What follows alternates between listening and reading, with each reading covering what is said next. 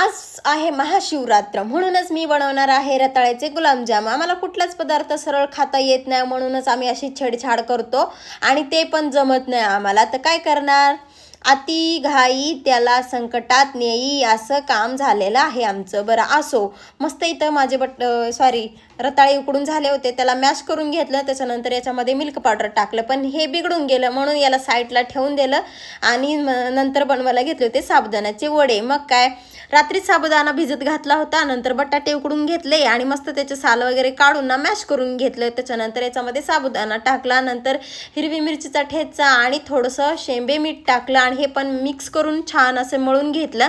त्याच्यानंतर याच्या वड्या करून घेतल्या, नंतर तळून मस्त वगैरे वडे तयार झाले आणि दह्यासोबत आम्ही याला दुपारीच्या वेळेस खाऊन घेतलं. नंतर परत बुद्धी आमची काम करायला लागली, दुकानावर गेल्या आणि मिल्क पावडर घेऊन आल्या. नंतर हे सगळं मिक्स करून ना मस्त गुलाबजामुन बनवून घेतले आणि एक नंबर झाले बरं का. पहिले बिघडले, नंतर सरळ केले आणि रसरशीत असे एकदम भारी उपवासाचे गुलाबजाम मी रेडी केले. मी स्वातीनं रात्रीच्या वेळेस गेल्या दर्शनासाठी. दिवसभर खूप जास्त गर्दी होती ना, त्याच्यामुळे रात्रीच्या वेळेस गेले आणि खूप छान असं दर्शन झालं आणि असा दिवसाचा शेवट केला.